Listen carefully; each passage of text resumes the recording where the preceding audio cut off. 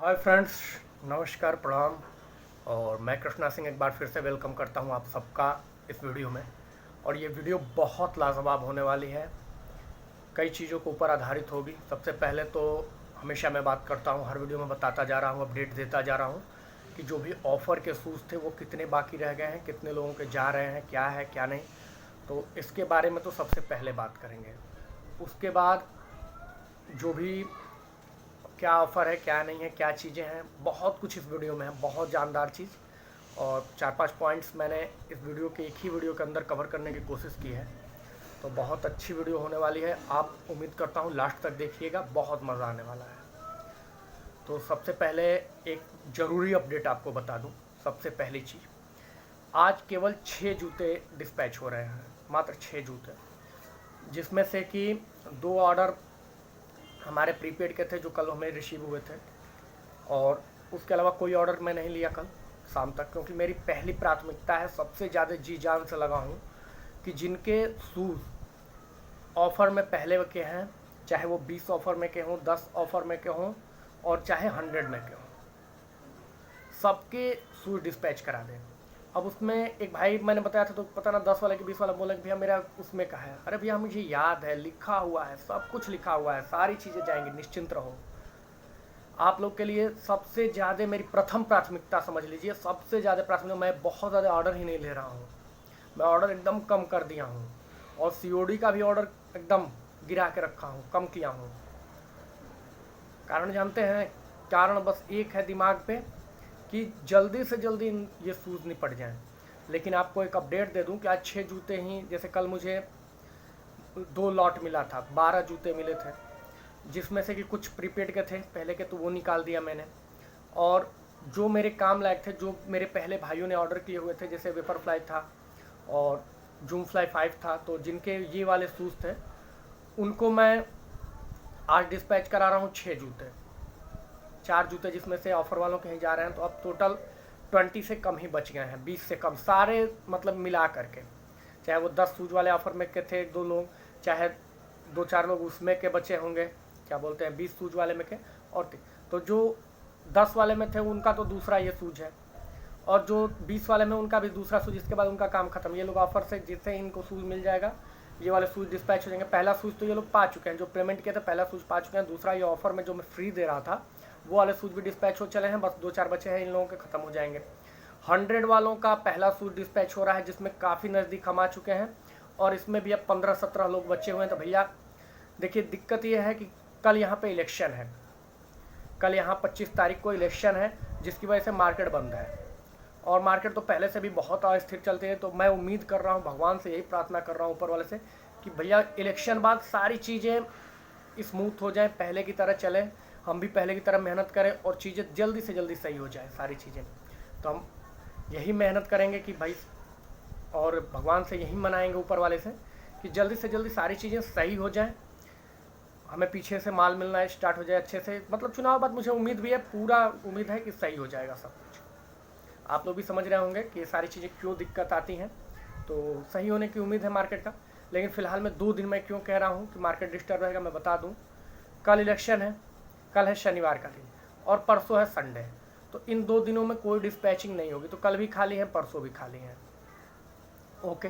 और फिर मंडे से जो बच जा रहे हैं सूट, जिन भी भाइयों के, तो आप परेशान मत होला, मंडे से अब कई भाइयों के कई ऐसे कलर्स हैं जो मेरे पास नहीं हैं, तो उनको मंगा करके देना है मुझे, तो अब मिलेगा मंडे को ही, मंडे को मिलेगा तो मंडे को डिस्पैच करा दूंगा। ओके। तो भैया आप लोग थोड़ा सब्र बनाइए, इतने दिन जैसे सब्र बनाए हैं, जो भी बच गया है, मैं किसी का नहीं बचेगा जिसका शूज़ ना पहुँचे, जिसका टाइम पूरा हो गया है। टाइम से मैं समझ रहा हूँ कि थोड़ा ओवर जा रहा है, लेकिन इसमें मेरी गलती नहीं है, पीछे से माल मिलने में बहुत दिक्कत आ गई, आप समझ रहे होंगे। इस वीडियो में इम्पोर्टेड क्या होता है शूज और फर्स्ट कॉपी क्या होता है, इसके बारे में भी बात करूंगा, और क्या कुछ ऑफ़र देने वाला हूं, क्या कुछ आने वाला है, उसके बारे में भी बात करूंगा। लेकिन पहले भैया प्राथमिकता है कि जो ऑफ़र लिया हो ना उसको ख़त्म कर लूँ, बाद में नए ऑफ़र की बात करेंगे। और ऑफ़र भी इस बार जो लाने वाला हूँ, जो ऑफ़र मैं देने वाला नहीं था, मैं पहले तो मैं सबसे पहले बता दूँ। आप सोच रहे हो कृष्णा भाई आपने तो बोला था कोई ऑफ़र नहीं आएगा। जी हाँ, मैंने सही बोला है। और ये ऑफ़र जो दे रहा हूँ ये पूरी तरह से अलग किस्म का ऑफ़र है। ऐसा ऑफ़र आज ले अब तक सॉरी, आपने आज तक ऐसा ऑफर नहीं देखा होगा। बहुत आश्चर्य में पड़ जाओगे। इसके रूल्स बताऊंगा तो कहोगे अरे यार फटाफट ऑर्डर करो, इस तरह का ऑफर देने वाला हूँ। तो उसके बारे में भी बताऊंगा, क्लू बताऊंगा, चाहे जो भी चीज़ें हैं डिटेल ही बता देता हूँ क्या मैंने सोच रखा है। तो अभी मैंने बता दिया कि भैया आज जो शूज़ डिस्पैच हो जा रहे हैं, जिनके चले जा रहे हैं, एक भैया ने बोला था कि नाम पढ़ के बताओ कि किसके किसके शूज़ बाकी रह गए हैं। अब 20-22 नाम पढ़ूँ वीडियो में और भी चीज़ें मेंशन करने को टाइम लगता है भैया, वीडियो बहुत लेंदी हो जाती है, बहुत सारी चीज़ें मेंशन करने तो बहुत चीज़ें तो मैं छूट जाता है दिमाग से बोलना है। ओके, तो आप लोग धैर्य बनाएं। 6 शूज़ आज डिस्पैच करा रहा हूँ, जिसमें से 4 मेरे भाइयों के हैं जो ऑफ़र वाले हैं, तो उनके आई होप कि 4 निकल जाएंगे तो अब कम ही हो जाएंगे। 20 के अंडर ही अब आ गए हैं सारे ऑर्डर्स मिलाकर। ओके, अब ये बातें हो गई ऑफ़र वालों पे। अब हम लोग आ जाते हैं, थोड़ी सी बात कर लेंगे फर्स्ट कॉपी और इम्पोर्टेड शूज़ के ऊपर। कल एक चीज़ आया था मेरे सामने, एक भाई ने प्यूमा का निट्रो आर्टिकल था, उसका पिक भेजा, बोला भैया ये शूज़ इतने का मिल रहा है।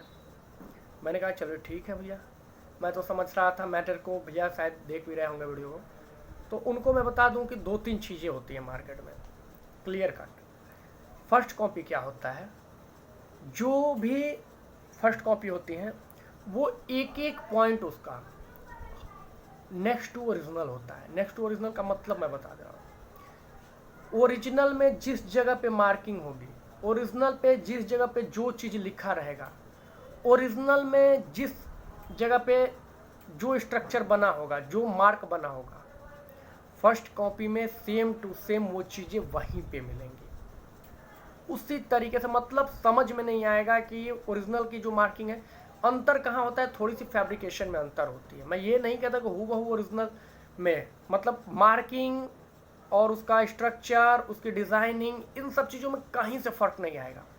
थोड़ा सा अगर फ़र्क होता है मेरे भाई तो वही, जैसे मान लीजिए कि आप कोई जूता 20,000 का है और आपको मिल रहा है 2,000 में, वेपर फ्लाई की बात कर लेता हूँ, चलिए 2,000-2,200 का मिल रहा है, 2,500 का मिल रहा है और उसका दाम है 20-22 हज़ार।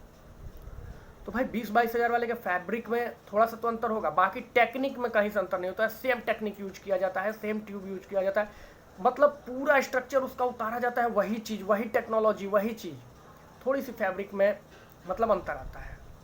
ओके, और जो इम्पोर्टेड शूज़ होते हैं उसमें हूबहू वो कॉपी नहीं होता है, आप मिला लेना। इम्पोर्टेड में लिखावट में जैसे मार्किंग यहाँ निट्रो की यहाँ थी ओरिजिनल वाले पे, तो उसकी निट्रो की मार्किंग कहीं और होगी, उसका कुछ चीज़ें मिसिंग होंगी, कहीं ना कहीं मिसिंग होगी, हूबहू मतलब नहीं होती, आप समझ रहे होंगे चीज़ों को। तो वो होता है इम्पोर्टेड शूज़। उसकी प्राइस रेंज जो आती है, जो फर्स्ट कॉपी की प्राइस रेंज होती है, उसके 50% होती है, मतलब आधे प्राइस रेंज का होता है।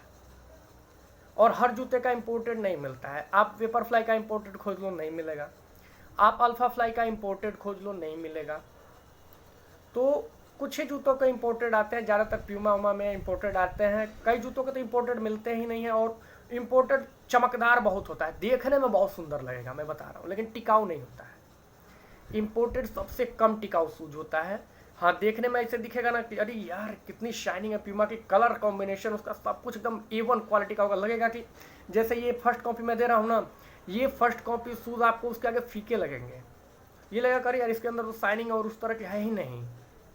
जबकि ये फर्स्ट कॉपी जो होगा, जिस तरह का ओरिजिनल आएगा उस तरह का होगा, सेम टू सेम उस तरह से ये बनाया जाएगा। और इम्पोर्टेड की चमक धमक थोड़ी ज़्यादा होगी, जिससे पकड़ सकते हैं आप कि ये इम्पोर्टेड है कि फर्स्ट कॉपी है। तो इम्पोर्टेड आप समझ गए होंगे, और वो फर्स्ट कॉपी के आधे प्राइस पे मिलेगा। जैसे मान लो प्यूमा का निट्रो है, निट्रो अगर 3,000 का पड़ रहा है, 2200-2300 का पड़ रहा है फर्स्ट कॉपी में, तो वो 1500 के करीब में आ जाएगा, 1500-1600-1700 इतने में आ जाएगा। तो ये किसी भी जूते का इम्पोर्टेड और इसमें क्या अंतर होता है मैंने बता दिया। अब हम आ जाते हैं, एक उदाहरण आपको देते हैं, कई लोग प्राइस रेंज को लेकर हैं। तो देखिए, उदाहरण ये देना है, मैं खाली हूँ इसलिए थोड़ा डिस्कस कर ले रहा हूँ, आपको भी अच्छी जानकारी मिल जाएगी। खाली नहीं रहता हूँ, जब भीड़ रहता है तो खुद मेरे पास टाइम नहीं होता है कि मैं बहुत ज़्यादा बात करूँ आप सबसे। तो वेपर फ्लाई का उदाहरण देते हुए मैं बता रहा हूँ। देखिए, वेपर फ्लाई जो शूज़ है वो मोस्टली रनिंग शूज़ है, जो मेरे भाई दौड़ने हैं वही खरीदें उसको। बाकी लोग मैं हमेशा रिकमेंड करता हूँ उसको मत खरीदो। फैशन के लिए मेरे जैसा कौन होगा ये बताओ वीडियो में, कि जो ऑन वीडियो बोल रहा है कि भैया फैशन वाले लोग इससे दूर रहो। लोग तो ये चाहेंगे कि भाई सारे लोग खरीद लो ताकि मेरी सेल्स हो। लेकिन मैं खुलेआम बोल देता हूँ कि भैया फैशन वाले लोग इसको ना करें, ये फैशन का शूज है ही नहीं वेपरफ्लाई। वेपरफ्लाई केवल और केवल दौड़ने के लिए आता है, रनिंग के लिए आता है, आपके रनिंग को इम्प्रूव करने के लिए आता है। और उसकी जो टेक्नोलॉजी होती है आपके बॉडी को आगे की तरफ झुका कर रखती है, जिससे आप रनिंग करते वक्त स्पीड आपकी बहुत ज़बरदस्त हो जाए। और जब एक बार रनर का स्पीड बन जाता है, एक बार रनर का सांस बंध जाता है, आप समझ रहे होंगे सांस जो होती है सबसे जरूरी रनिंग में क्या होती है, सांस का बनना और स्पीड का बढ़ना।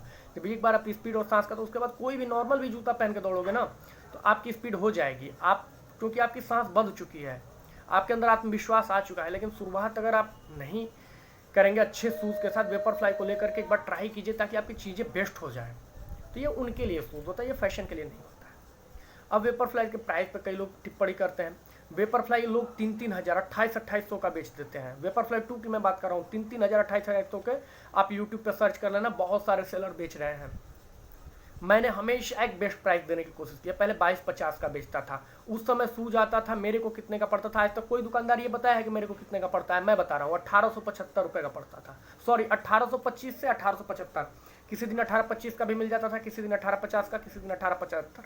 1875 से अधिक नहीं जाता था, 1825 से कम नहीं। अब आप लोग सोच रहे हो कि भैया 1875 का मिलता था, आप तो 2250 का देते थे। तो खुलेआम ये समझ लो कि 1875 का मुझे मिलता था। और अभी कितने का मिल रहा है बता दूं? अभी मिल रहा है 1975 रुपये का। एक प्राइस 1975 का पीछे से मुझे मिल रहा है इस समय। मैं कितने का बेच रहा हूँ? 2400 का। कहोगे कि अब तो ये 2400 का बेच रहे हो, आपको मिल रहा है 1975, आप तो 400 रुपये कमा रहे हो, हम लोग से ले लो 425 रुपये कमा रहे हो। तो भैया जी थोड़ा ध्यान से सुन लीजिए पूरी बात।